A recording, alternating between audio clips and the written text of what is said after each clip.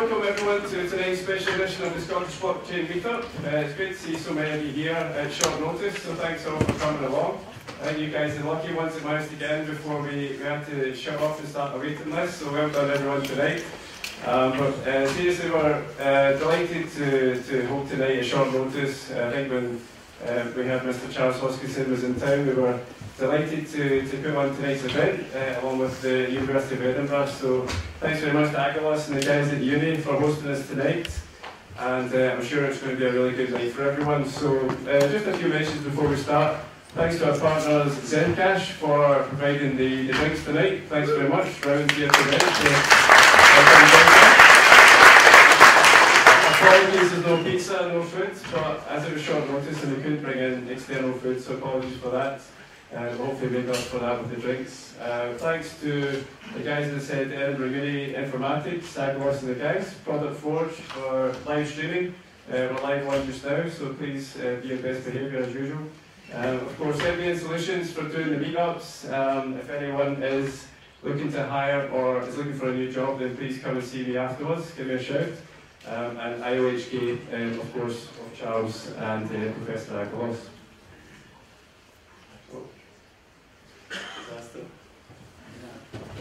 Oh, we're okay. So just before we start, the next meetup is February 28th in Glasgow, so hopefully we can see you all there as well. That's 5 PM, so moving from Hex to reality, blockchain 2018 should be another really good night. If anyone's not already signed up to the meetup, then that's the link. You'll get all the announcements of anything that's happening in the meetup or any event, so please sign up if you're not already. So moving on to tonight, so delighted to have Professor Agalos Kianis, hopefully I said it right again, of Edinburgh Uni School of Informatics and Blockchain Technology Lab with IOHK, and of course Mr. Charles Hoskinson, CEO, co-founder of IOHK, Cardano founder and co-founder of Ethereum. So please give a warm welcome to Professor Agalos, who's going to start us off tonight. Thank you.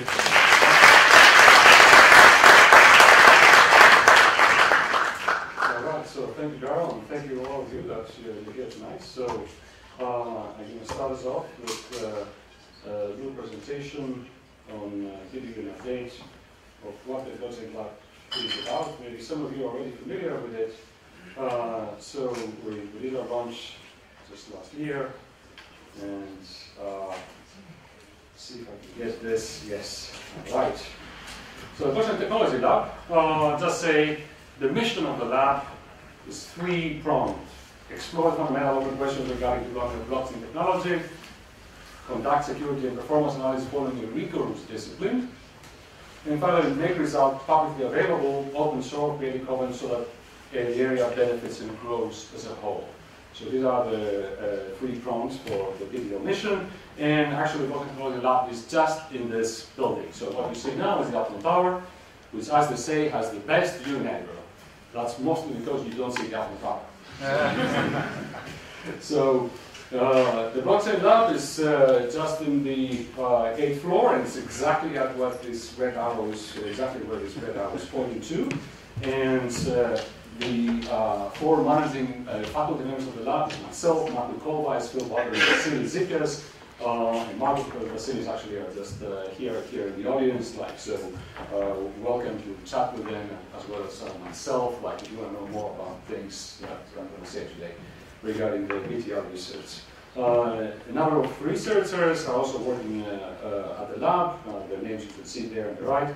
And the lab was made possible through generous funding that we have with our industry partner, HK. The CEO of which, Charles Hoskinson, is going to be just talking just immediately after I tell you a little bit about the research we do at the lab. There's more funding that we have at the lab. Horizon 2020 is the European Union program for funding research. We have also a good amount of funding from them. And let me just go right ahead and just tell you a little bit of some of the research that takes place at the blockchain lab.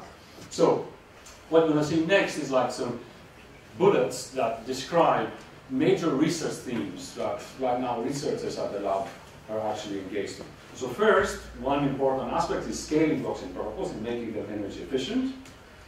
Then evolving blockchain protocols, how you can do cross-blockchain transfers, how you can evolve a blockchain that once it's been deployed, how do you update a blockchain, things that have to do with forks, soft forks, velvet forks, another notion that we've invented, reconciling utility and privacy in blockchain protocols. So how do you do privacy-preserving transaction processing in the blockchain protocol? This is another major thing in the lab. Blockchain as a service. How can you use the blockchain to build up other applications? So smart contracts is the main way of doing that. We're doing a lot of research on that. Understanding the incentives of blockchain protocols. There's a lot of work from a game theoretic perspective that tries to unwrap basically this difficult topic, which is understanding exactly why these protocols are deployed and what is the rationality behind the actions of people that are engaged in them. And of course, many applications that we would like to use and write using blockchain protocols. So secure mobile computation, reputation systems, name registries, authenticated data storage services. There is a wide array of applications that are of high interest, and where can we have ongoing themes of work investigating how this can be done. Finally, hardware-assisted blockchain protocols is something that we're very aggressively also moving into. This is one of the ways that you can scale blockchain protocols to handle much more transactions per second that they can withstand right now.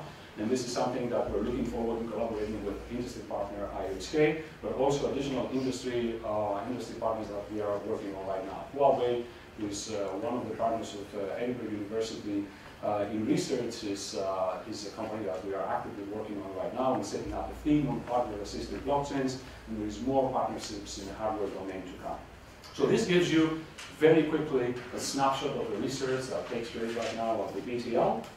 So I'm just going to tell you some of the research highlights that we've already done. So one major research milestone for us was the security analysis of the Bitcoin blockchain. So this is sometimes called the Bitcoin backbone paper. It's something that we published a couple of years ago. It was basically the first work that did a formal security analysis of the Bitcoin blockchain protocol. A number of follow-up works followed that work, pushing the envelope further and trying to understand exactly what is the functionality that blockchain protocols do solve. Then another major thing was game theoretic. We had work in what we call blockchain mining games and the incentive compatibility of blockchain protocols. This is a very important theme and direction for us. Something that is still not well understood by the research community, and something that we are hoping that we'll be making big strides inside 2018. Then Ouroboros, the first probably secure proof of stake blockchain protocol, and Ouroboros Browse, which improved on Ouroboros, adding features like adaptive security and semi-synchrony. So this is a pure proof of stake protocol, as it's called, and it's a protocol that we're going to be discussing a bit more. So this is work that we did already in 2017, and work that is upcoming in early 2018. So this is published work, peer-reviewed, and it's actually work that, as you'll see, has been implemented. Some things that are coming up, and I'm very excited about, is our work on sidechains, which basically solve the problem of how is it possible to put blockchain protocols to interact. And this is like a very fascinating question that is recognized as an important technology enabler within the blockchain industry. And finally, Ouroboros Browse BT, which would be the first POS protocol, the first proof of stake protocol that is probably securing what we call the Bitcoin setting. So basically, the Bitcoin setting being a setting where you are completely decentralized, you don't know what are the participants of the protocol are doing, whether they are online, offline, whether they are joining like way after the onset of the protocol, and so on. These are questions that proof of stake protocols were plagued with. And I'm very glad to say that very recently we just completed a work that actually that makes a very decisive step on solving these issues and showing how proof of stake protocols can be truly substitutes for proof of work. And true substitutes being here with much better security, scalability, and efficiency characteristics. So all that is not just theory, because Ouroboros is at the core of the Cardano system, of which you will hear more about very soon, because Cardano is a third generation blockchain, and this is the reason why we're here tonight. So we're very glad that we have with us Charles Hoskinson, the CEO of IHK, which I'll be happy to invite him on take the need not be presentation. So Charles, it's a pleasure to have you here. So give it a warm welcome.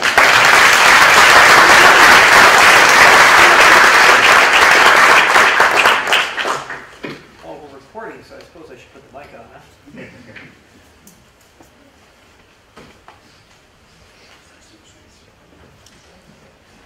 Okay.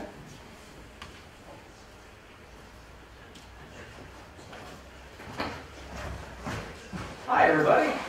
How's the sound? Can everyone hear me? Okay, good. So, as usual, I'll speak extemporaneously. I didn't prepare any slides or anything like that, so you'll get my Hoskinson stream of consciousness that apparently I've become famous for. So I do apologize or congratulate. Depends on your perspective of these things. I'm also a fair bit jet lagged. I just came in from Barbados. The weather was a little bit different.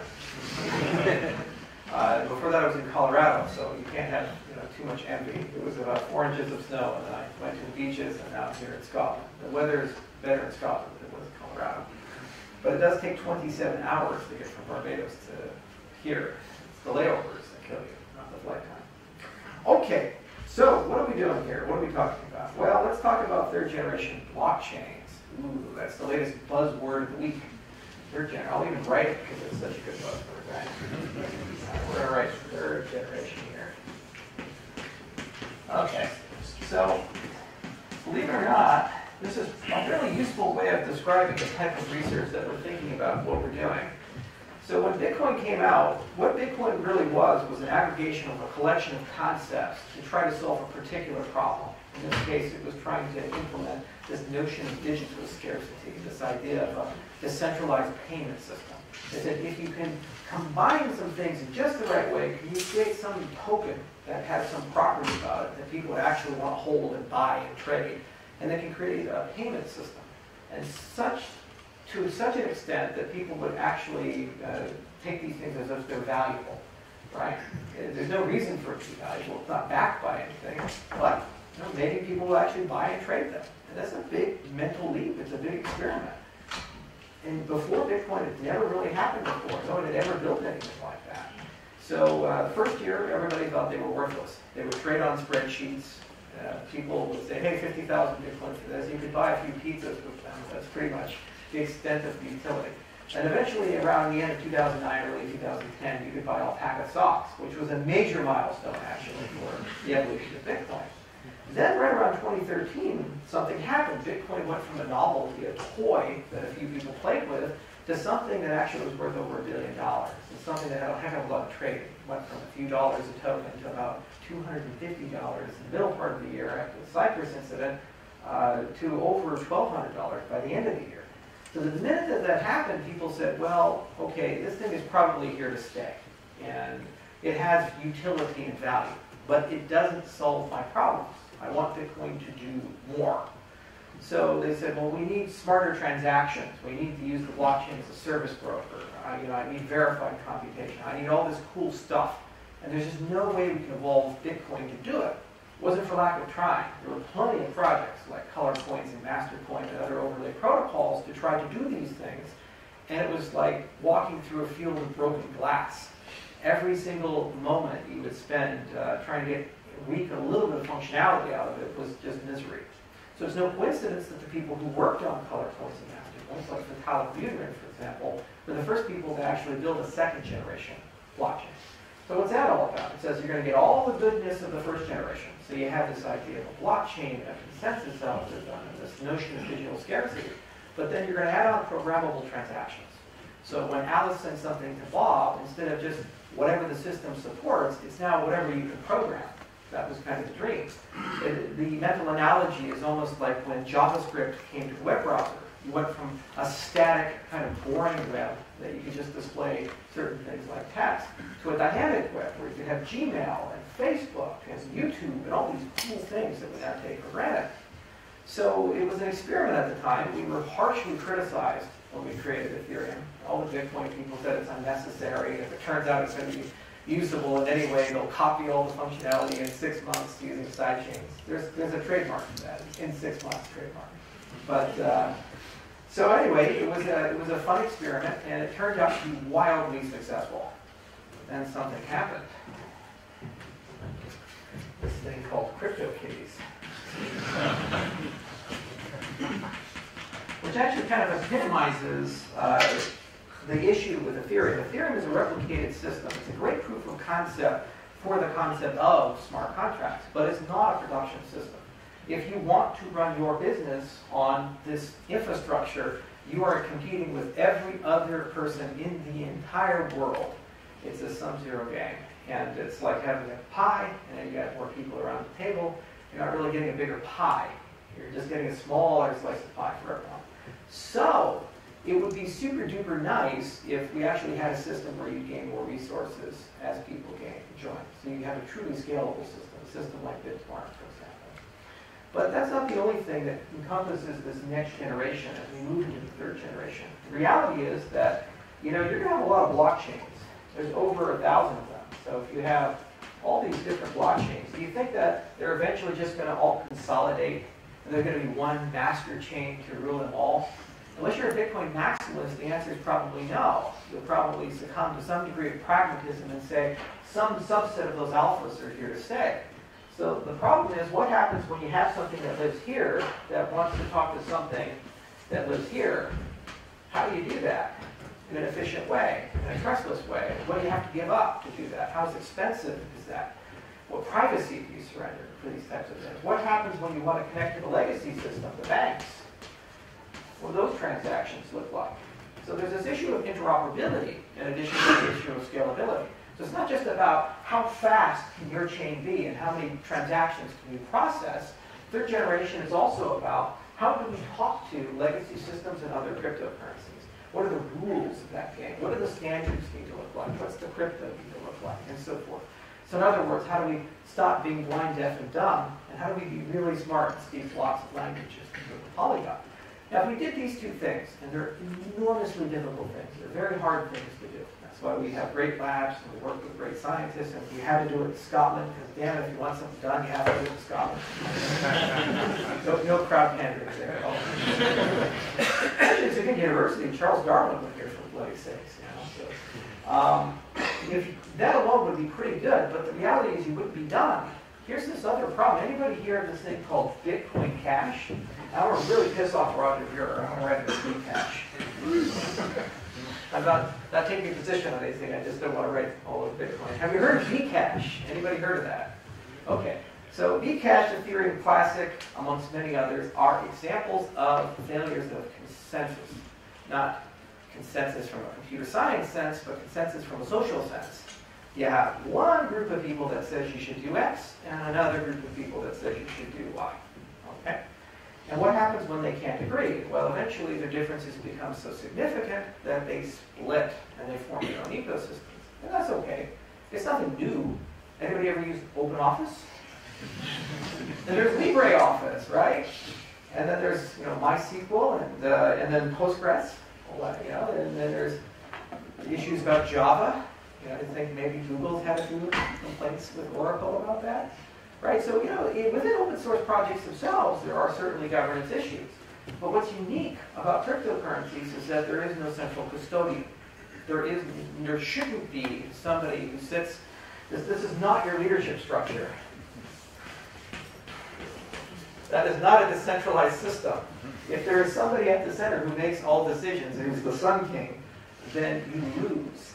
And so the problem is when you have a debate about where should we go, like should we add this signature scheme, or should we change our consensus algorithm, or should we change monetary policy, or Bob just got hacked and 500,000 Bitcoin is missing, should we go ahead and freeze that and reverse the transaction? Who do you call? You go to Reddit? You go to Bitcoin Talk? Your congressman? I don't know. Member of Parliament, I suppose, here. You guys have a wonky government. We should talk, right? So who do you call? And that's a big question. So third generation is really about three things. One thing is scalability. And that's the easiest to understand. That's just all about saying, as people join the network, do we gain resources? And really there are three dimensions to that. One is about PTS. So can we process more transactions? Can we move more data? And then the last one is store merging. Okay, and then you have interoperability. I'll just write interop. And then finally, you have this idea of sustainability. And that's basically who gets to decide and how do you pay for stuff. These are the three components of third generation. And there's been a lot of discussion within the cryptocurrency space about how do we achieve these things. You know, they're going to be big leaps, or they're going to be iteratively done.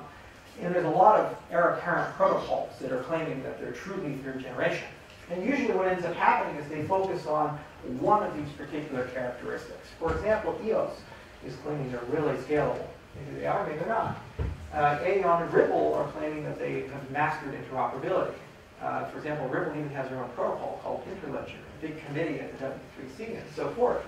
And Tezos is really pushing governance on-chain. We have some form of a voting system. This voting system will allow us to change monetary policy and issue new tokens and fork the protocol whenever we want. My belief is that these are all interconnected, and it's probably important to have a philosophy on how we put all of these things together in a reasonable system. So in 2015, IOHK was a very young company, and we were approached by a Japanese company, and they said, boy, we'd really love to build the Ethereum of Japan. And I said, you know, that's boring. Been there, done that. We did Ethereum. You know, whether it's successful or not, who knows? But, you know, if we're going to do something interesting, we should build something better than Ethereum. And I said, what do you have in mind? I said, I have no idea. give me 3 months to think about it, and I'll come back to you. And they said, all right. So I thought about it for a while and wrote White Cardano. And I kind of came up with this research agenda where I said, we need to do something in the scalability bucket, we need to do something in the interoperability bucket, we need to do something in the sustainability bucket. And what I immediately recognized was that this agenda is frankly too big. There's just too much. There's tons of papers that have to be written. There's tons of code that has to be written. It's a, conceptually speaking, colossal project. So I came back to them and I said, you know, if you want to do this, if you want to do something interesting of this scope and scale, it'd take me about 5 years and maybe $60 million. And they said, okay. I was like, all right, well, shit, let's do it. So we went and helped them get all that set up, and then in 2016 we started building out the research for it. That's when we started our relationship here at Edinburgh, and started a relationship at Tokyo Tech, and started a relationship here with the Athens and others. Started hiring scientists. The first part of the agenda is the heart of the system, so that mostly to do with the scalability side of things, and that was the Ouroboros research agenda. Now, back in that day, we had no idea if proof of stake would actually work or not. And we had some ideas if it would, but it was an open question of, can you achieve the same things that proof of work achieves with proof of stake?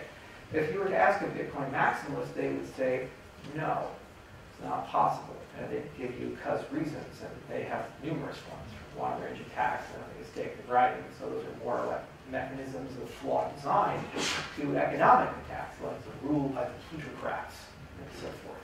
And then maybe some clever things like, can you bootstrap from Genesis, or these things, or reliance on some external source of truth, like a checkpoint, or these things. So it was a dreary state of affairs in 2016 for proof of stake. And so we said, well, you know, we're pragmatic. So we launched a dual research agenda, where some people looked into proof of work and some people looked into proof of stake. And we were so incredibly fortunate to meet some people, Avalos amongst others, who had in their mind a really systematic, beautiful research agenda that, if it panned out, would actually solve the problem. And it turned out it has. You know, the work that they have done, I think, is some of the best ever done in the history of the cryptocurrency space, and the most, and I'd say some of the fastest work ever done. Where literally, they wrote a paper, submitted it for peer review, didn't get in, rewrote the paper several times, submitted it again within just a few months, got into crypto, which is one of the most prestigious cryptography conferences in the world, and then immediately wrote another paper called Ouroboros Praus, which got into Eurocrypt. They did all of this in a period of 18 months alongside 2 implementations, one in Rust and one in Haskell. And there's a litany of other papers that have been written, and other ones coming out, and then some sub-papers, like, for example, the Scrape protocol, which was submitted and accepted to ACNS. So the fact that this whole family of papers has been written in a very rigorous way, and they've been accepted at some of the finest conferences in the world, and doing this while also implementing it, putting it in a product, that just doesn't happen. So kudos to them for inspiration and passion, but that's just one part of the system, and it's probably, I'd say, one of the gems of our system. The advantage of the research agenda is due to its rigor, it gave us as an organization a very good understanding of Ouroboros as a whole and proof of stake as a whole, and it gave us a really good understanding of the trade-offs that you accept when you embrace the proof of stake system. And then that gives us a nice research agenda to gradually remove those if possible. So that's where we're at. Started in theory, now in practicality, fine-tuning all the protocols to make them practical. And then the last stage of it is performance. How do we get these things to screen? We get tens of thousands of transactions per second, so we can go and troll people on the forums about how great we are, like all our competitors do. So I'm very happy with the way that this has gone about. You know, the other thing is we've seen a systemic change in the cryptocurrency space. There was an opinion in the cryptocurrency space that if you embraced peer review, you would be too slow. It's not practical. It's not commercially viable. But you know what? We started this agenda in mid-2016, and it's still working its way through. But Casper started in 2015, about a year before we did, and we're ahead of them now. So by doing things in a more principled, more rigorous way and involving the academic community, for some reason we've actually been able to move more quickly. And it's not a resource issue. Ethereum has nearly $1 billion to spend. Well, you can argue whether they've used it wisely or not, but it tells you that there is some value to sharing your work. As a last point, something that I really enjoy is the fact that now the entire academic world has a great incentive to find flaws in the protocols that have been designed. You see, literally people can build careers on breaking your stuff, especially in cryptography. For example, when Dan Monet writes a nice paper about ED25519, sometimes people find attacks on that, especially implementations of it. And they write papers and appear at Real Crypto and give lovely presentations. And so that's a beautiful thing for us as a community, because now that we've engaged and activated the academic world and made it acceptable for them to write papers finding flaws in the work that's done. That is not the case right now in the cryptocurrency space, because there's no brownie points for breaking something that somebody wrote in their mom's basement. There sure as hell is brownie points for breaking something that's been accepted in a conference like crypto. And that's a beautiful thing. So that's one plank of the Cardano project. It's this idea of scalability.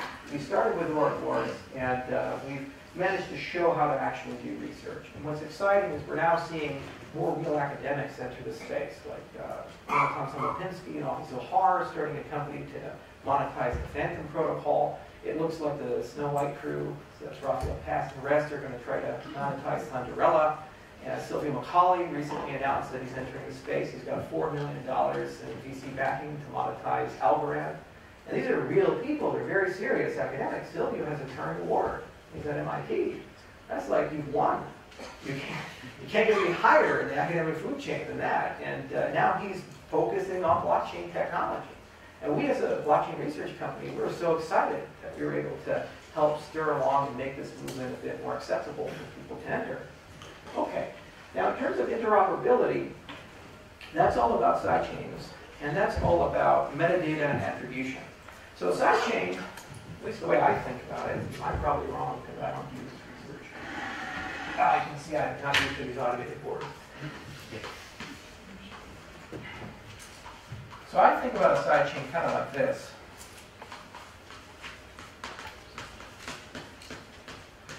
So you have this idea of a source ledger, a destination ledger, and an asset. So basically what happens is that you say, hey, I have Litecoin. So we can do that. And I also have the interledger. We have something called Litecoin. Okay, everybody heard of Litecoin, right? Stop me if you haven't, and you can go home. Okay, so basically what this is all about is, see, I have some token, an asset, like 100 Litecoin, and it lives in a source ledger. And I'm going to send that to another ledger, like Bitcoin, for example. And there's two questions you're asking when you initiate this transaction. The first question is, does it exist? Does the asset you're trying to send exist? It's kind of a simple question, but how would you know unless you possess a full copy of the chain history? That's one issue. How do you reduce that? And then the other one asked is, not double spent. So even if the asset exists, how do you know that Bob hasn't sent it from Litecoin to Feathercoin or Litecoin to Ethereum or something like that? How do you know these tokens are still there? They haven't been double spent. Perfectly legitimate to double spend something, right?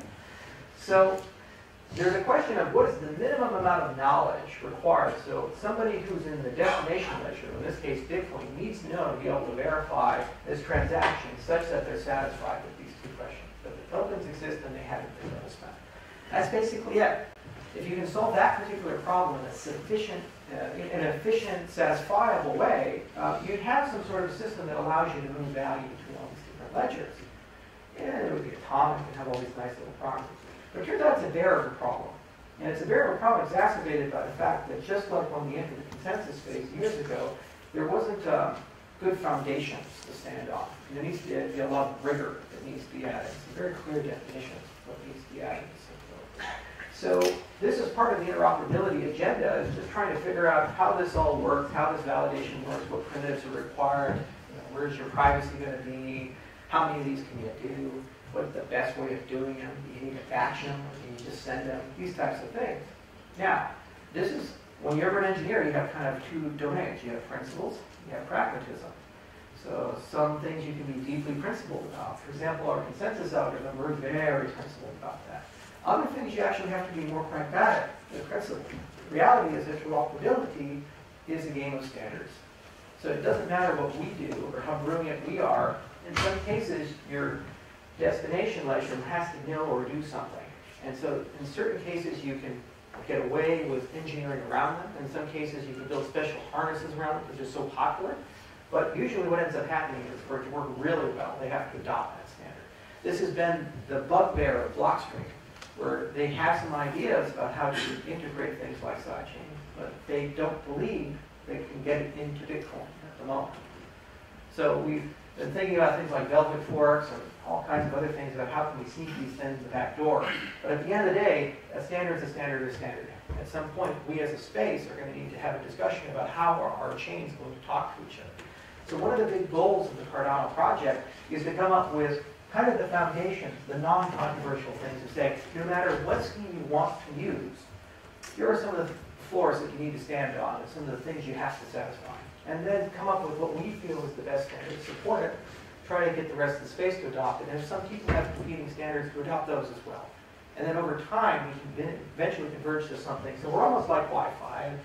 I could be here in Scotland and somehow my phone can still connect to the internet. And similarly, no matter where you're at, what chain you're using, they can talk to each other.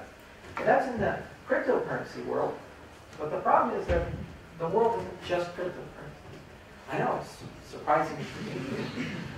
There's also this idea of legacy systems. And you have these problems, they have this thing called metadata. And they have this thing called compliance.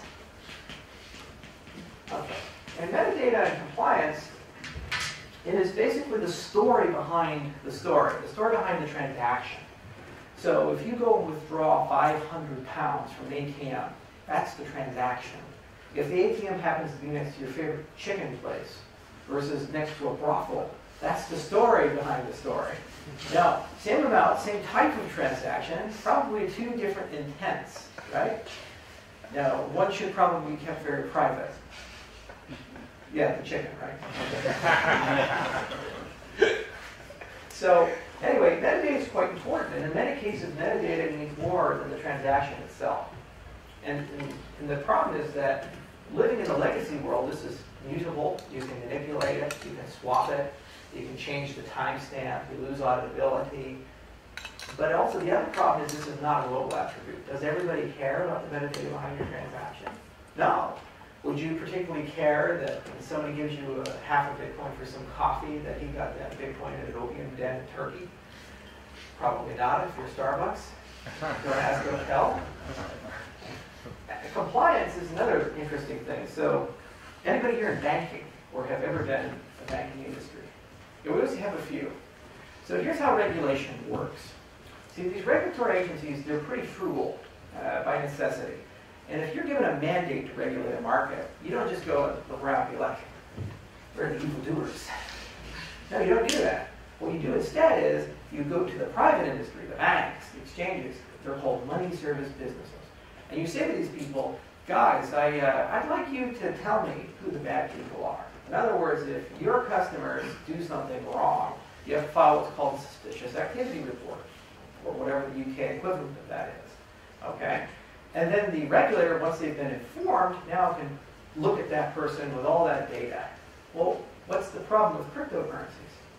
They don't have that bank. They don't have that central third party. So how do you file a SAR? You'd have to file one on yourself. It's like honor system for taxes. How much money did you make? $10. Right? And so this is the issue with compliance, is that these things don't have compliance in any way, shape, or form built into them. So what ends up having to happen is when you move them into the legacy world, you have to attach that somehow. The more private these systems get, the more pervasive these systems get, the more difficult it's going to be for traditional KYC and AML to touch this. This is why we are seeing a restriction of cryptocurrency access amongst financial institutions, where they're banning debit cards using this, and then they shut down your bank account or these other things. It's not that they're mean, evil banks and they hate crypto. It's that they have this mean, evil thing called a regulatory body that stands behind them that's asking the compliance desk for things that they can't answer, or that it's uncomfortable or expensive or difficult for them to answer. And because they're getting partial answers, they're no longer in compliance themselves. And they have these things called licenses. And they have these things like staying out of jail that they like doing. I like staying out of jail. And so as a consequence, they get hit pretty hard. And so they just, in the era of abundance and safety, have to make a decision of, what's the cost and value, for these things. And they say it costs too much to maintain those customers. So interoperability amongst legacy systems necessarily means that when we do cryptocurrency transactions, we have to have some intelligent way of managing metadata around them. We have to have some intelligent way of managing compliance around them. So that's when you go from a cryptocurrency to a legacy system. Like, for example, if you're to send a Bitcoin transaction to your exchange, Bitstamp, they're required to be compliant. They're required to know a little bit like origin of funds and these types of things, especially if it's a large amount. Wouldn't it be so cool if we could make that system a little bit easier for you to optionally add on to your transaction? And when they pass that around, it transitively follows with it, it lowers those costs. So this is the great interoperability question that we have. How do we get cryptocurrencies to not be blind, deaf, and dumb and be able to talk to each other? And then how do we get cryptocurrencies to be able to talk to legacy systems in a way that legacy systems are comfortable with, that still preserves your privacy, if possible, and so forth. Okay. Finally, this is my favorite, is the sustainability component. As I mentioned before, we have a governance crisis in that certain things are non-controversial. For example, Bitcoin had a bug in it a long time ago. It was a scripting flaw. It was back in 2010. And basically what happened was that it had an input-output mismatch, and you could just use it to generate Bitcoins out of thin air. And the attacker was able to generate billions of Bitcoin in a very short period of time. Now, anybody here think we should patch that code as law? No! Right? You say, that's obvious, let's fix that. And there's a lot of cases where there's an obvious bug, flaw, error, where you have the social contract with huge deviation because somebody miffed up the design of the protocol, where it does make sense to correct that problem, or else the system just simply doesn't work. But then we go into very controversial territory. Like, for example, should we make the block size bigger? This seems like it should be a low controversy area, but for 3 damn years we've been talking about it, if not longer. Should we maybe make mining more ASIC resistant? I don't know. Should we make the puzzles not outsourced? Should we try to solve selfish mining? There's a lot of things one could imagine or think about, and there's hundreds of BIPs that are proposed all the time. The problem is there's no effective way of going about making a decision of whether we go with A or B. So usually what ends up happening is that the leaders whom you didn't vote for, usually the guys who have the businesses and the money and the mining pools, meet up and then they said, we have decided as a community that we are going to go in this direction.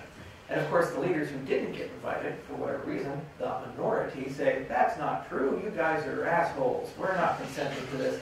And then if those people who weren't invited have some money, guess what they do? They create Bcash. They get really pissed off about it. And it just creates all kinds of problems, tax problems, and many other problems. Like for example, in the United States, if I give you something, you have to pay taxes on that. So when Roger gave me Bcash, I didn't ask for it, I just got it. I had to pay taxes on that. a lot of taxes. It wasn't fun, you know, but this is the issue, is that when these forks occur, they get people very scared. It creates barriers to adoption. It creates regulatory issues, tax issues, and it scares the enterprise away. They say, how can we build on something when we don't know how that thing is going to change and who's in charge of changing that thing? These are basic questions behind adoption. Could you imagine Linux? If Linux revolves, it's like, yeah, you know, every 6 months there's going to be a brutal form war every time we go about updating the kernel. And then people are going to debate about it. And then there's going to be Linux and Linux Classic. But you should definitely build your $4 billion piece of infrastructure on top of that. But don't do it on Classic. Those guys are assholes. I mean, it just doesn't work this way. You have to have a better way of arriving at consensus. So one of the remits of the Cardano project is to study these types of things. And this is actually a fun thing to study, because it means we get to think about voting, e-voting, right? That's democracy. Who should vote? Why should they vote? What incentives do they have to vote? What can they vote on? When can they vote? How can they vote? And it turns out this apparently is a studied topic. Go figure. People have invested a little bit of time in this, from linear preference ordering to plurality, and they have all kinds of weird words like Florida and Condorcet, and you can get pretty deep. It's fun. And you can layer all kinds of game theory on it, try to give people the right incentives. Then you have to think about privacy and how private ought to be, who should be public, who shouldn't be public, and so forth. And somewhere along the lines is an answer to a way of proposing changes to the system and a way of ratifying those changes. And if you've gotten it right, you have this nice symptom of you not having the classics. Or at the very least, you diminish the chance of that. And that even if somebody does fork it, they don't quite have the democratic mandate behind them.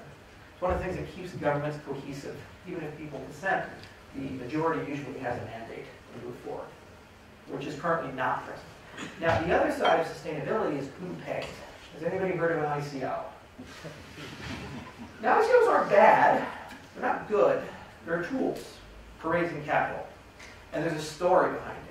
The problem with an ICO is that there's embedded within it a moral hazard, and that the people raising the funds get all the money up front, and they're not accountable to the people that they've raised the money from. Now, you can tinker with it, but the problem is that most people conducting ICOs want to avoid this thing called securities laws. And so they call it a donation, or a token generating event, or whatever the hell the parlances of today. And it's basically just the same old game that they play. And at some point, the CFTC and the SEC and the FSA and these other people grow tired of this and find a way to shut it down. So ICOs aren't sustainable. They're riddled with agency failures and moral hazards, insider trading and predatory transactions that usually harm retail investors, and they don't really produce good outcomes. Giving a small team of people $1 billion who have never managed that kind of money before is bad. It's never good. It is bad. I don't care who the person is. You don't need $1 billion to go ship some software. Give them 5 or 10 million. Let them prove themselves. Let them ship something, and then pay them in stages. To pay them all up front is just a strange thing. So ICOs are probably going to be phased out, or they'll change. So we have this idea to replace them, which is blockchain-based funding, and it's called the treasury system.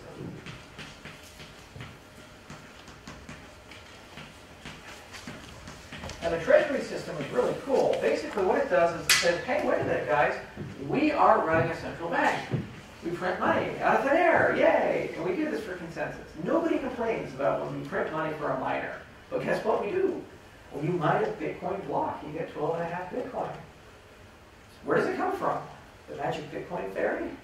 No! It's printed out of thin air.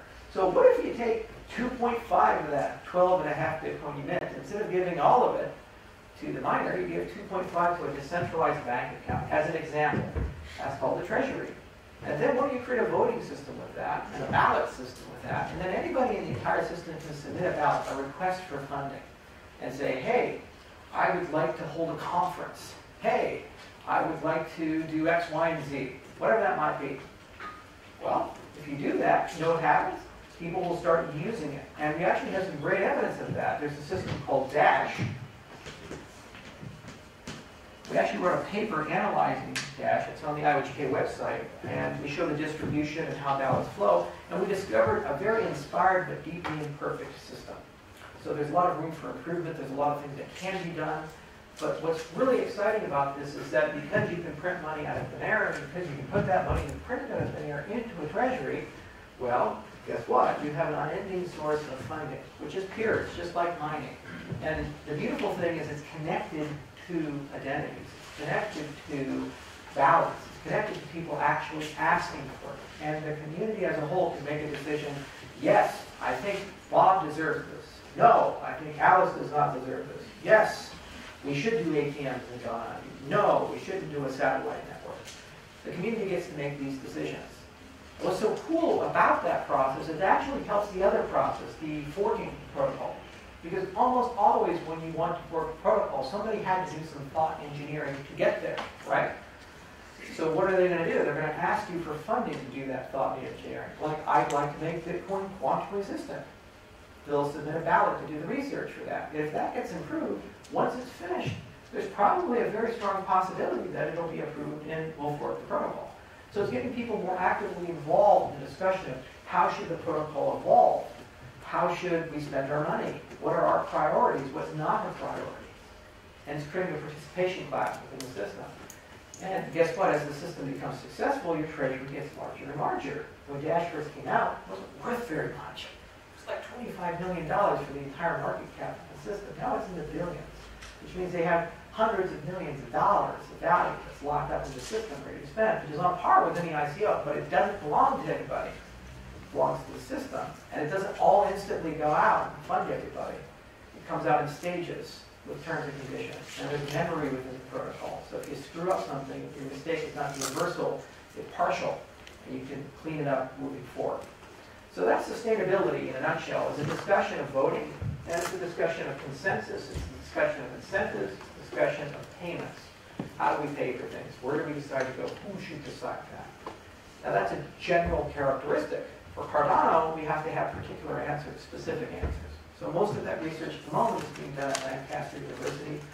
One of Agilist's former students, his name is Vin Chang, wonderful guy. We have a video on our whiteboard series, about 40 minutes long, explaining some of our thoughts about how to use liquid democracy to potentially accomplish some of these things. But this is the hardest part, because these parts are quantitative, scalability and interoperability. It's a question of what is your current performance and how many chains can you talk to. This is qualitative. There is no answer of what is the perfect government. For example, what is the perfect government? Currently, which country has the best democracy? Do we have consensus in this room about that? Well, obviously it's America, but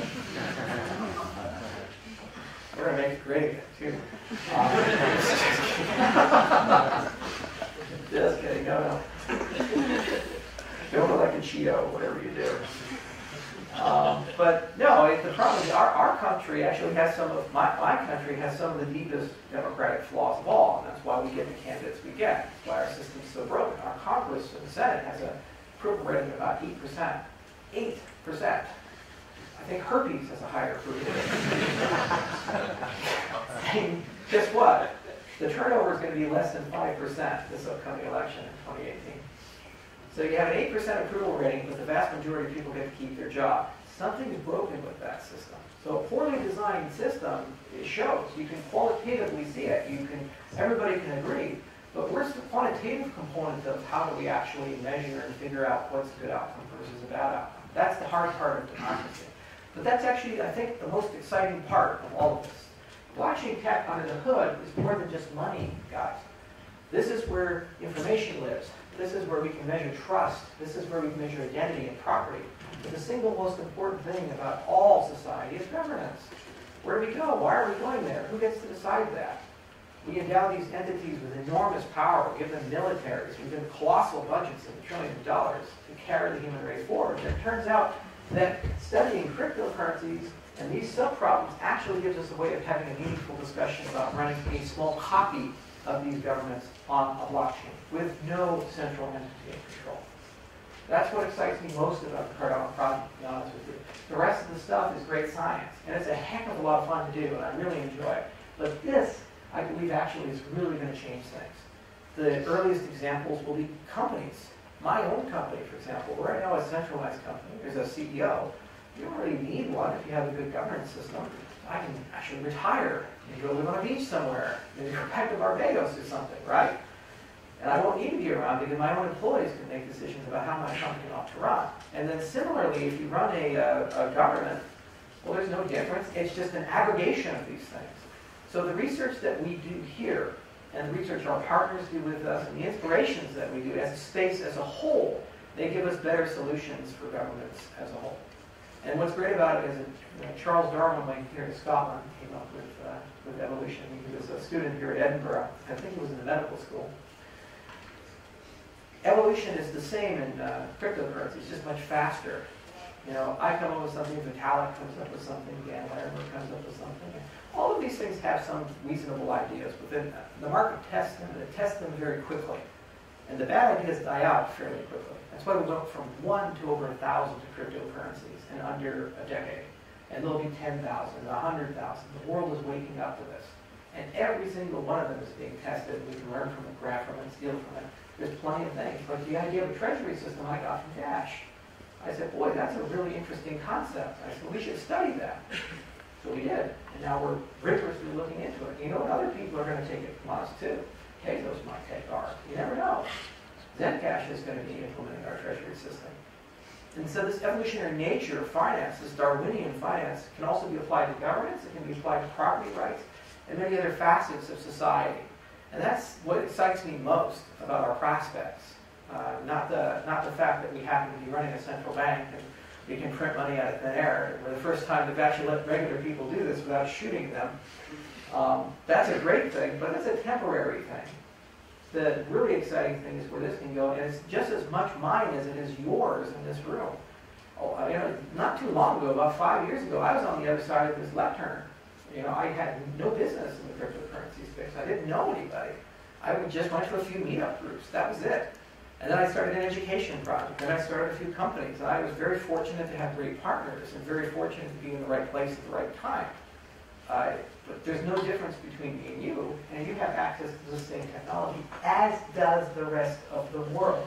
And that's the final point. Where is Cardano's market? As much as I love Scotland, and as much as I love the United States, and as much as I love Japan and other places, the place that I would like to see Cardano grow the fastest, the largest, the most prominent is within the developing world. You know, the reality is if you go to places like Cambodia, about 2% of people there have bank accounts. And what does that mean? It means that their interest rates for credit, if they can get it, is about 85% for a $100 loan. Can you imagine that? Borrow $100 and you have to pay back $185 the next year. That's insane, but that's what they live with. It means remittances are incredibly expensive. You go to the Philippines and you want to send money back home to Manila. You know, you're working as a maid somewhere, sending money back to your mom. It's 15 cents on average for every dollar you send back. So just to move money costs you 15 cents for every dollar. That's insane. But that's the reality that billions of people live in. Property rights. Can you imagine you've lived in the same place for 30 years, you own it, and suddenly somebody shows up and kicks you off your land and says they own it. And then you find out that somebody bribed for $50 the government to change the land registry to say that they own your property. That's a reality that people in Ethiopia and Ghana and other places in the world live with every single day. It happens. So this technology actually solves that. It prevents these things from occurring, or in some cases dampens them, or at least moves us in the right direction. And we have a moral obligation, in my view, to try to explore these things and build these things correctly. And the fact that they're all open, nobody can control them, there's no toll roads or intellectual property to prevent these things, is the most appealing part of all of it. Because by definition, it means it's going to be the most lowest cost, and it's going to be the most prominent tech, most aggressive tech to win out. It doesn't have any competition because there's no existing legacy infrastructure to displace or to fight. Unlike in America, where we have Goldman Sachs and JP Morgan Chase and the rest of those pleasant house people that give us great banking fees. So that's Cardano in a nutshell. That's a little bit about the philosophy of Cardano and the kinds of things we work on. IOHK as a company has grown from 2 people to over 100. We operate in 10 countries. Cardano is not our only project. We work on Zencash, amongst others. Certainly had a heck of a lot of fun. I travel a lot. As I mentioned, I was in Barbados. From here, I'm going to go to London. From London, I go to Tokyo. From Tokyo, I go to Vietnam. From Vietnam, I go to South Korea. South Korea to San Francisco. San Francisco to Boston, from Boston back to Hong Kong, then from Hong Kong to Greece, Greece back to Scotland, Scotland down to Switzerland. I'm doing all this in the next 35 days or something like that. Not a lot of sleep, but I love it. It's a lot of fun. I get to meet you guys too. So thank you all for coming, and I'd love to have your questions.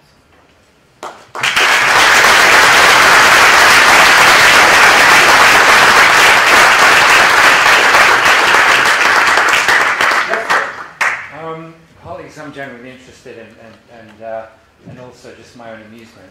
Can you explain how EOS is able to give free transactions? I mean, everything is free on EOS. Right. You got a unicorn and a pony. So you got transaction fees and you got inflation. Those are your two levers you pull. First off, nothing is free. Nothing is free. Okay? If you have a transaction, it has to be processed. What processes it? CPU. It has to be broadcast. So you have to go on a wire. Who pays for that wire? It has to be stored. Who pays for the hard disk? What, just some magical pixie fairies in the galaxy, will auger into your brain, these things? No, somebody has to pay for it. So what EOS is doing is saying, we're not going to charge the person who transmits the transaction or is the consumer of that. We're going to charge the provider using inflation. So basically, they're going to be compensated using inflation to provide these services. So what does it mean? You've debased the currency. You're lowering the value of the overall currency. My grandfather, the first house he bought was $5,000. I would love to be able to buy a house for $5,000. I can't, because the US dollar has this thing called inflation, and the value is deteriorated over time. So either you pay on the back end or you pay on the front end. Now, it is reasonable to have the discussion of what is the more efficient model. For example, credit cards, this was a question. Do you charge the person using the credit card the transaction fee, or do you charge the merchant for accepting the transaction fee? What makes more sense for adoption? So people generally don't pay the credit card fee up front. The merchant pays it. And this is why when you go to a Chinese restaurant or something like that, they say $10 minimum transaction or something like that, because they're paying a fee when somebody swipes that credit card. And I think it's perfectly legitimate to try that model out. But I think it's disingenuous for a person to say that it's free. It's not free. It comes from somewhere, because there's a resource being consumed. And somebody has to pay for that resource being consumed. And now it's just a question of what's the best economic model for that. Yeah, on that note, can you share your thoughts on block lattice systems? Block lattice systems. And whether they can be forks. Okay, so every generation has its buzzwords. So you have like directed acyclic graphs. There's the iotas, the hash graphs, and the specters and the phantoms of the world and so forth. These things are nothing new. I mean, Bitcoin has a DAG. You guys know that? The transaction tree, it's a DAG. Right? There's even a paper from IBM Research that shows you what that ought to look like. So these are nothing new. So the question is, what is the most efficient representation of state? What's the most efficient representation of history? And does everybody need to be in sync with the network, or can they be eventually in sync with the network? And does it make sense to deviate from a linked list to some other structure? I don't have an opinion on it. I think it depends on facts and circumstances. But I don't think that alone is a justification for launching an entirely new cryptocurrency and raising $1 billion. I really don't. And that's what people are doing. And then they also seem to make claims that just because they've changed the underlying way that they're storing the data structure, that somehow this solves all problems of scalability. You still have to store that data. You still have to move that data. As a thought experiment, if you're transmitting 1 million transactions per second, they're 1 kilobyte each, how much data per second do you have to transmit?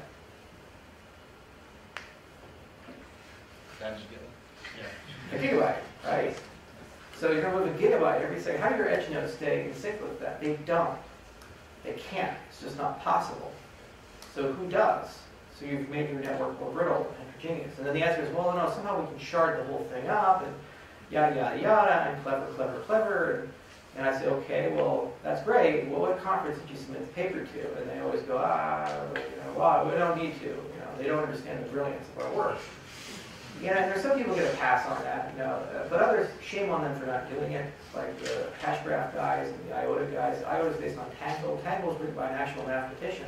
He's actually a baller, Sergei Kobov. He's a really interesting guy. There's a great video on YouTube of these Brazilian students protesting and while he was teaching. And he's just on the board teaching while they're yelling at him and everything like that, trying to distract him. He has this very stoic Russian personality about it, like, I'm just going to be here. So my view is that first off, extraordinary claims require extraordinary evidence. Second, there is a process to determine what's necessary. And third, these systems are holistic. It's not just good enough to be able to find a way to store things or to potentially make things more consistent or whatever the hell the latest buzz phrase is. You have to be able to move them. Okay? The other thing is generally the faster your systems get, there's a trade-off behind that. Usually you lose Byzantine resistance, or when Byzantine actors materialize, they massively degrade the performance of the system. I do think that there are some protocols that do make a lot of sense.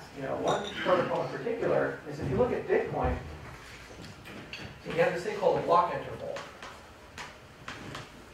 Okay, and this is sometimes T. So what happens is as you shorten the block interval from T0 to T1, what happens is the probability of having an orphan block goes up. So Satoshi didn't just pick 10 minutes out of a hat and say, oh, that sounds like a good time. There was some empirical evidence to this, that if he shortens the block interval too much, you have lots of orphan blocks. An orphan block is where you end up having two versions of history. And basically the rule is, whichever one has a chain built on it first, here's my number, it would be this, the other one dies off. And so you lose security when you have lots of orphan blocks. So the first protocol to actually say that maybe we can shorten the interval but not pay the price of the orphan blocks was something called Ghost. And it came up with a way of kind of having multiple blocks, and that doesn't diminish security. But there were some problems with it, so they created Spectre. And there were some problems with that, so they created Phantom. By the way, we used Ghost in Ethereum, a variant of it. So this is hard work, and it's usually to solve a particular problem. But this in no way solves the transmission problem of how do I transmit all these blocks and who should receive them. And this in no way solves the problem of where do I put all the blocks. So a DAG structure or anything else won't do that for you. You need to have more. And unfortunately, I've never seen in those damn white papers any discussion of that. It's usually like, oh, we'll solve all of it, don't worry about it. And also, even if you did solve it, you still need other characteristics for the system that might be useful and competitive. Next question. All right, you, then you. Thank you for the talk where you showed us how one might go about assembling a next generation system from the ground up. I'm wondering if you could share your thoughts on retrofitting functionality to existing systems, such as, for example, Callisto coming up with Ethereum Classic, or this proposed re-architecture of DAG underneath Zcash. Sure. That's a very good question, too. So if you're first generation, are you always first generation, or can you become second generation or third generation? How should you go about it? So the case study, because Bitcoin has the most money behind it, it has the most people behind it, and actually has some very good research companies behind it, from Lightning Labs, Blockstream, and Bitfury, and so forth. And these people aren't amateurs. They have PhDs in computer science, they're very solid engineers, they're very smart people, and they've come up with some great ideas. The simplicity is a phenomenal language. We actually wrote something on it. The guy working on it is a great guy. And then they also have MAST and these other concepts. So it's entirely possible for a person to take these concepts and put them into Bitcoin. So it's an interesting question of why has this not occurred? So the big issue is the sustainability component, the governance component of it. Or even if you have a brilliant idea, like Phantom or MAST or simplicity, just because it exists doesn't mean it's going to be adopted. So there's a huge amount of social momentum that has to be built up to turn the ship. The more valuable the boat becomes, the more people that are on the boat, the heavier the boat is, the harder it is to turn that boat, even when you see an iceberg, right? So the question is, what can you do about it? So the pragmatic solution is to say, let's have the ability to move value to a competing system. And if enough value moves, that becomes the de facto system. It's kind of the idea of merging on either side chains. And these concepts have been proposed quite a lot in the cryptocurrency space. And Blockstream's been beating that drum now for almost 4 years. Now, the first case study in this is Rootstock. So RSK is basically a copy of the Ethereum virtual machine. It's written in Java. I know the guys who do it, Diego and Sergio. They're wonderful human beings. And Sergio is actually one of the greatest InfoSec guys in the cryptocurrency space who works in industry. He's discovered dozens of really serious problems in the Bitcoin protocol that have been patched over the last few years. So he has a very intimate understanding of Bitcoin, and he's well-liked within the Bitcoin space, as is Diego. And they have a great relationship with Blockstream. So you figure it would be pretty easy for them to get what they want, to be able to bolt rootstock onto Bitcoin. And the reality is it's been quite a bit of a struggle for them. They've had to do a lot of work.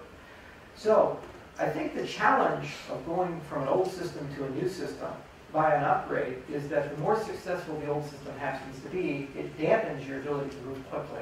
And you need a lot of external validation or competitive pressure to be able to update the system.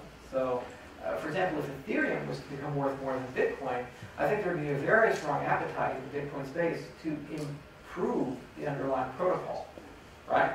That's a social pressure, and it's one that's from an external factor. Internal factors could also be there. What is the leadership structure? If Bitcoin still had Satoshi, and Satoshi said this is the way, Bitcoin would probably evolve much more quickly. But Ethereum has Vitalik. So when Vitalik says, this is what we're doing for Metropolis, people just go along with it, right?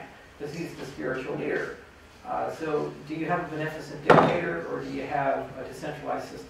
The more decentralized you are, the more resilient you are to co-option and outside change, but the less robust you are in terms of being able to do upgrades and change things. That's why we're studying sustainability, because we'd like to have our cake and eat it too. We'd like to be in a situation where we don't have a dictator, we don't have a central leader, but we move as if we did have one, because you have a democratic mandate behind a particular direction. Now, in the absence of these things, what ends up always happening is the small guys move quickly. So we see people upgrade all the time and add things. Zencash is probably not going to have any problem at all implementing Phantom if we get there. Why? Because they're competing with Zcash, and they need to do something to grab market share in hearts and minds. So the community is mostly behind Rafi Maloney's leadership and others. Whereas I could not imagine seeing something like Bitcoin or Litecoin do that. I just don't think it's going to happen. There would have to be overwhelming consensus and overwhelming proof that this is a good idea. And then there's always going to be somebody who says, yes, but Lightning will solve everything, right? And that's just the challenge. So I think Cardano has a very unique opportunity to innovate in this respect, because if we can prove that we can move quickly, even if we achieve a high market cap, and we can execute on a roadmap with these systems, then it actually is something that can be adopted quite quickly by the cryptocurrencies, and then it will speed up the evolution of cryptocurrencies as a whole, making the system more Darwinian, which is good for you guys. Not necessarily a holder of a particular token, but it's good for the space as a whole. Next question. Actually, I said you, right? Yeah, you kind of covered most of it there. I was wondering about the treasury and the democratic system that it proposes. If small groups had a massive amount of coin, you kind of covered that. Could they push it in one direction? You cover that by saying as it grows, it's going to be harder to make it right. Effect. Well, you know, very similar. So the question, I would get this a lot, is like, isn't it terrible that insiders have a lot of the distribution of the tokens? Like, well, if that's the problem, then Microsoft would exist. You know, when Microsoft was founded, Bill Gates had 64% of the stock. Did it mean that Microsoft broke as a company or something like that? So it doesn't necessarily mean that just because there's a tightly packed cluster of insiders that the currency will not evolve. It's more about turnover, and it's more about how people exit. And what are they doing? Are they pumping up the price to exit quickly? That's called a pump and dump. Or are they vested where they actually can't liquidate? Do they treat it like vesting, where they liquidate gradually over time because a high turnover of the funds? You know, Bitcoin at one point had nearly, for a long time, had almost 100% distribution to one actor, Satoshi. And even, you know, in 2010, you know, Satoshi still had a very substantial chunk, and I think still does have 5 or 6% of the total supply. Is that an existential problem for Bitcoin? Most people don't seem to think so. It's that where the insiders of Ethereum for a long time had a lot of the token and sold a lot of their tokens. You know, the founder pool, most of it's been turned over the years, and Ethereum's still chugging away. But this is not an entirely fair apples-to-apples comparison, because Ethereum and Bitcoin do not have treasury systems and do not have governance systems, right? So we need to get some empirical evidence. We have a little bit of empirical evidence from Dash. The Dash survey that we did actually shows the distribution of the token and how many people were winning. And one of our flaws we found in the system was that the same 10 or 15 people were getting all the money. Now, on one hand, that's a problem, but on the other hand, there's only a small group of people who are actually applying for ballots, and they happen to be related to the core developers because they're the most competent and trusted people within the community. So is that a problem of community diversification and growth, or is that an agency failure of the system as a whole, where it's ruled by the rich and plutocracy is on sustaining itself? And so you have to actually dig in and look at facts and circumstances. And that's one of the fun things about this exercise, is trying to figure these things out. And if it turns out that stake alone is not sufficient, we might be able to construct a metric of utility within the system. So stake is only one dimension in a multivariate analysis that gives you the voting power. And if you do a lot of things that are deemed good, you have voting power on par with somebody who's wealthy, even though your personal stake in the system is quite light. There's also the thing about liquid democracy in that it's not the people who have the stake who usually vote. They delegate it to other people on a case-by-case basis. So you can imagine a voting class materialize, who are not necessarily rich, but they're endowed with the power of the rich to go do something, which is the basis of representative democracy. That'd be based on skill and experience. Exactly. And again, it's on a facts and circumstance, on a case-by-case basis, as opposed to a lifetime election or a term-based election and these things. That's one of the differences between the two systems. So we did write a paper on it, and I recommend watching Big Shane's video. And throughout the year, we'll release more and more information. But this is actually going to be one of the last parts of the system that we start pulling into the system. A, because no one knows how our system works, so you have to spool and deploy. And B, the system's not complete yet. And then C, even if it's complete and people know how it works, you can't just hand it over immediately. You have to do it in stages and make it gradual. So probably what you do is you start with a small treasury, and you get the voting mechanics, and then you gradually work your way to forks and these types of things, once you have a high degree of confidence in the system. You had a question? It does. My name is Luke. I would just like to know why is Silicon Valley investment funds still classifying Cardano together with Ripple or Tron? And then also I want to know what's been the most difficult aspect of pushing proof of stake to the state what you guys have now?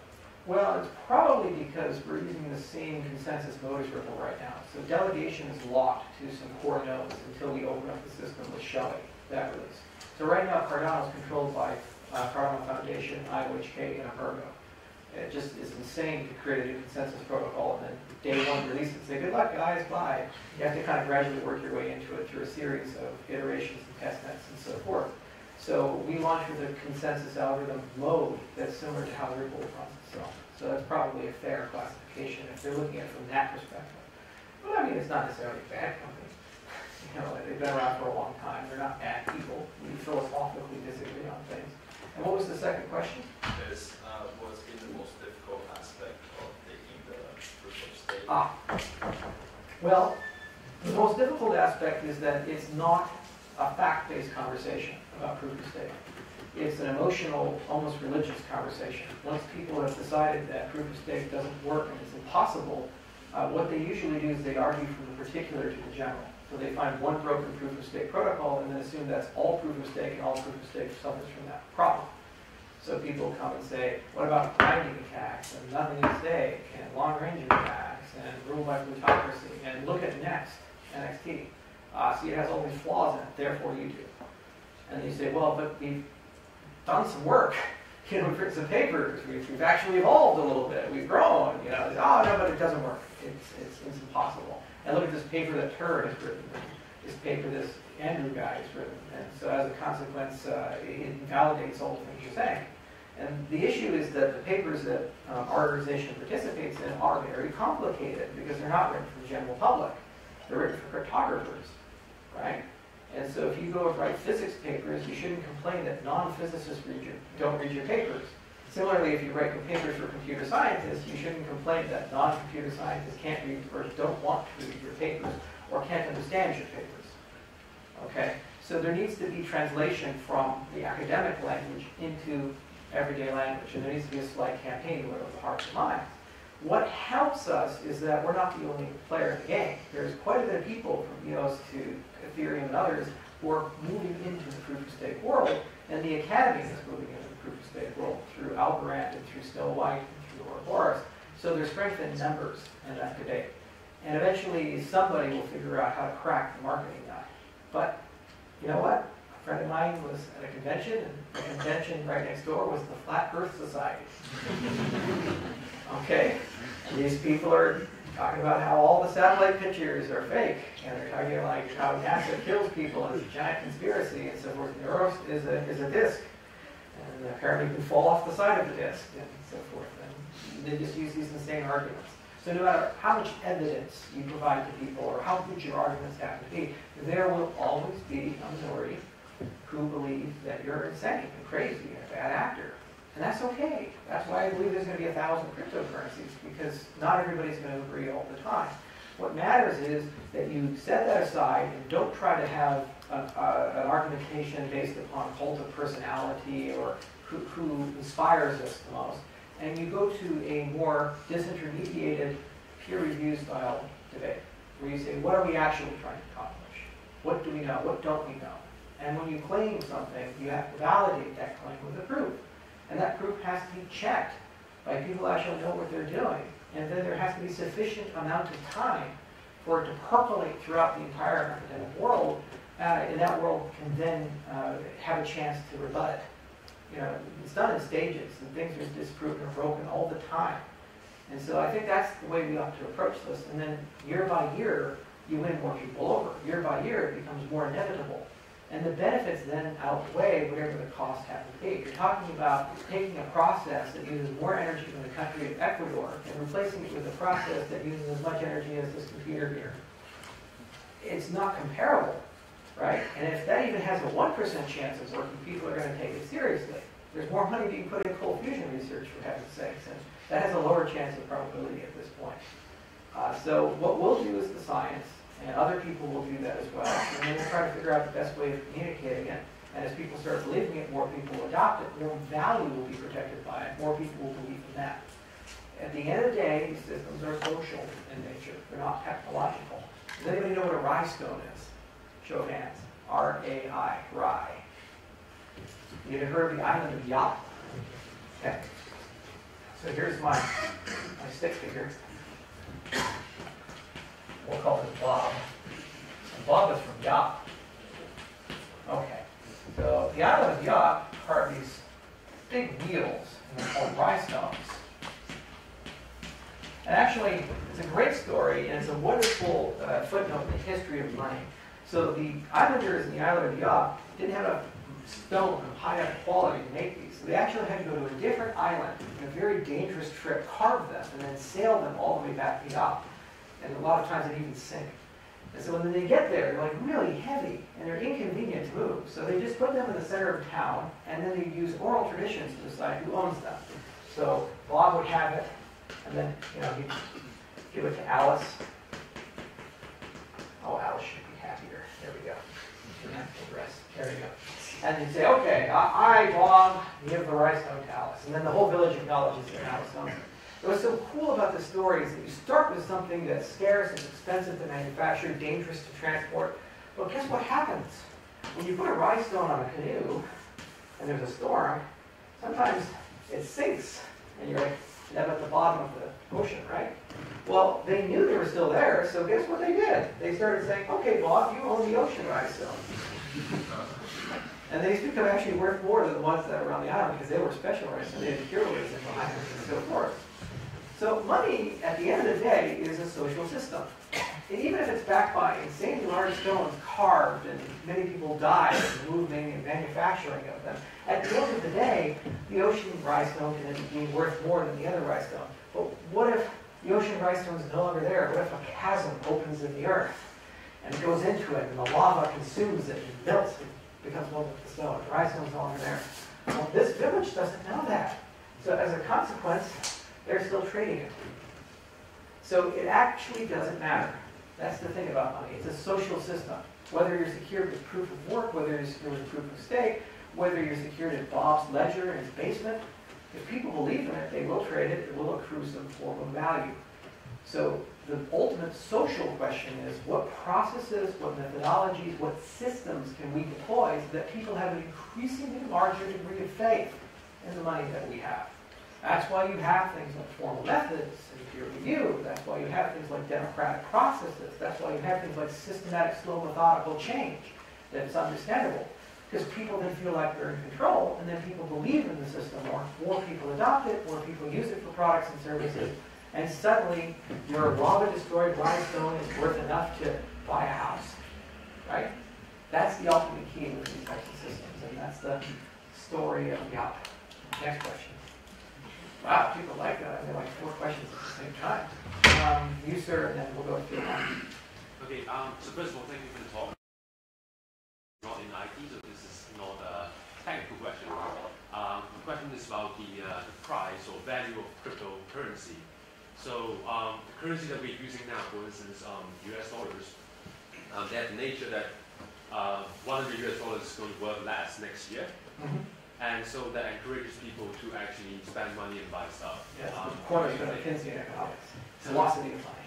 So do you think for any kind of cryptocurrency to be mainstream currency, does it have to be a prerequisite that the price of it, or the value of it has to be a little bit more stabilized in a sense, instead of just people using it as an investment or seeing it as an asset? Yeah, so I do not believe that Bitcoin is a currency. This is a controversial statement. I'm sure a bunch of people will hate on me over Twitter and say I'm wrong.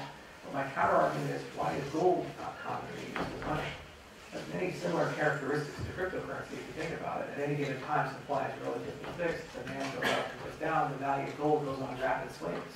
So as low as 200, it goes up to 1,200, 1,300, falls again. It's very volatile, and you can't do loans in it. And so good money is connected to, is it good for commerce and is it good for credit? And if you can't do these things efficiently, your money's junk. So if cryptocurrencies are to move beyond a digital commodity in their structure and move into a actual currency in their structure, there will be some notion of value stability. So then the question is, value stability with respect to what? Value stability with respect to existing sovereign currencies, or value stability with respect to a basket of products and services? So they have the CPI with the USD, and that's how we measure inflation. And we say, okay, what can I buy with it? Can I get more or less of this basket every year with the CPI? And similarly with cryptocurrency, you'd be able to make a similar metric if desired. Or you can just try to do what Tether has done and peg the dollar, the crypto asset to the dollar, right? So it's an open area of inquiry if you can actually construct a cryptocurrency that's value stable. Under what conditions can a cryptocurrency be value stable? I tried to do this. Those BitShares back in 2015 were banned. We created BitUSD. It didn't work out so well. They're horrendously expensive to create bit assets. They were similar to CFDs. And they had to be doubly backed. And they still were only hedged against a certain level of volatility. And so you could try it the other direction, which you have a central promise. Guess what happened to the central promise? Look up the Rothschild family. Look what they did with the gold certificates. People always go fractional. Always. The temptation is too strong. The dark side will seep into their soul. Also, the cost of maintaining a fully-backed system is quite exorbitant, and it's difficult to balance with the fees. So, if we are to get mainstream adoption for cryptocurrencies, I do believe we need to create some form of a value-stable asset. What that means is ill-defined at the moment, and it's actually part of the IWK research agenda. We're going to be investing some money this year to starting the literature review, looking at what's been tried from MakerDAO to other efforts, and trying to figure out why did they fail, and where did they fail, and how did they fail. And then from there, say, either prove that a possibility result, like this just can never happen because reasons, or to actually show maybe a reasonable way of doing it with some good probabilistic knowledge or something like that. So generally, how these schemes always work, though, if you're trying to build them in a centralized way, is that you have one guy, person one, another guy, person two, and one person's the risk taker, and another person's the stability taker. And so assets go up and down, and what happens is the risk taker gets the upside, but takes the downside, and the stability taker gets some sort of stable valuation, or a bound of stability in terms of their setup. So that's usually how this is done, and you can have multi-agents and so forth. The challenge is that no one's actually been able to figure out how to build a system that's very efficient and is easy to deploy. And also, it's not regulatorily mired in legal problems. These CFDs are not all legal in all jurisdictions. So the answer to your question is, I don't know. And the answer also is, we're going to look into it, and we'll get back to you. So there's a to be continued there. Yes, sir? Since you are talking politics instead of software engineering, speaking of the treasury system, are you worried that, I mean, you were... But how are they any different, out of curiosity, politics and software engineering? There's like a holy war between the functional programming people and the imperative people. I'm sorry. I didn't want to... I fight in that war, so I have my scars.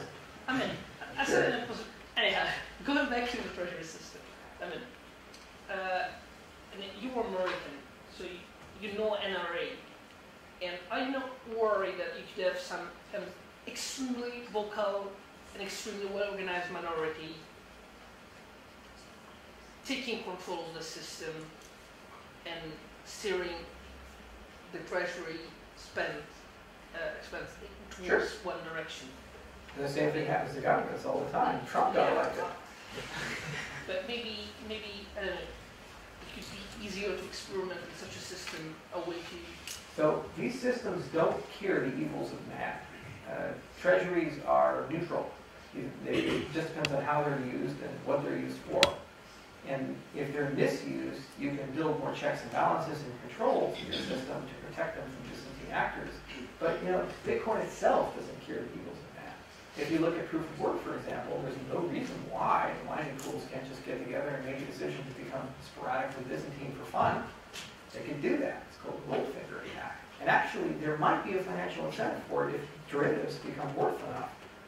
Think about that. Let's say that there's a huge market for options that give you the ability to short sell Bitcoin at a massive leverage, like 100x or 200x. What you can do is just go get all mining pools together and do perpetual 51% attacks and badly damage the system and leverage it so that when the market collapses because Bitcoin's been hacked, you make 100x or 200x on that. So is Bitcoin secure under that assumption? I don't know. So that's the issue here, is that just because you have a protocol doesn't mean the protocol will be followed, and it doesn't mean that the protocol solves the corruption of my black heart. So what you need to do is build checks and balances, you need to build incentives, and you need to have cycling of leadership. That's why we have term limits in democratic systems. In almost all systems where you don't have term limits, you end up building an aristocracy that takes over and corrodes and destroys them. One of the big problems in America, there's no turnover in Congress and the Senate. You see, and so as a consequence, they get fossilized and they have no accountability for the decisions that they make, and the system tends to fall apart, right? And it's the same with the Treasury. If a small minority was able to hijack that and convince the hearts and minds of people to give gambler money or something like that, well, then then the system won't be so good, will it?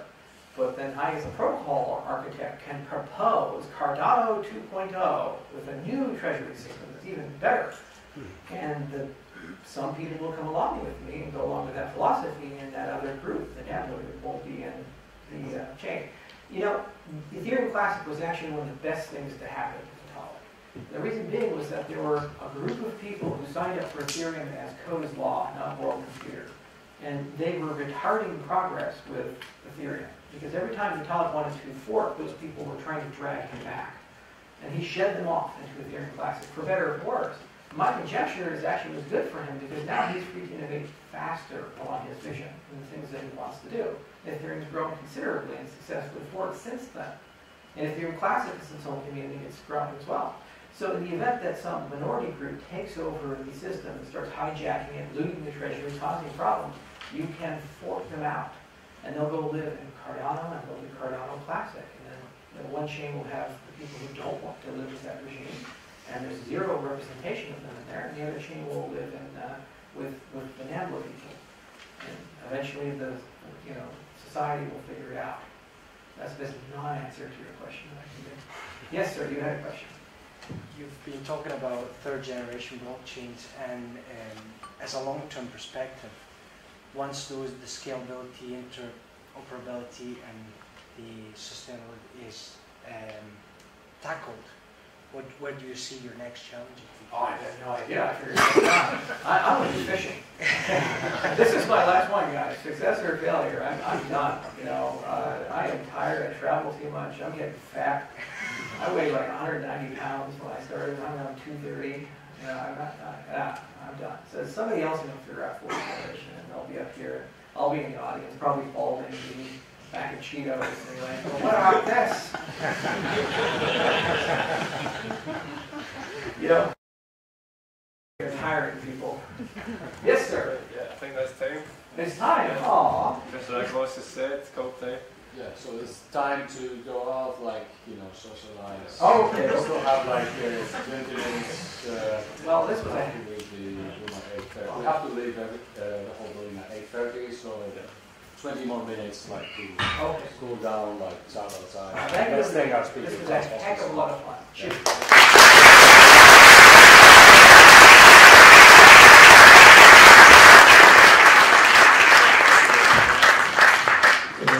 Fantastic, thanks very much, Charles and Nicholas. I think it'll be a real honour to have someone of the calibre of Charles come along to our meetup and speak once again, and hopefully not for the last time, next time you're in town.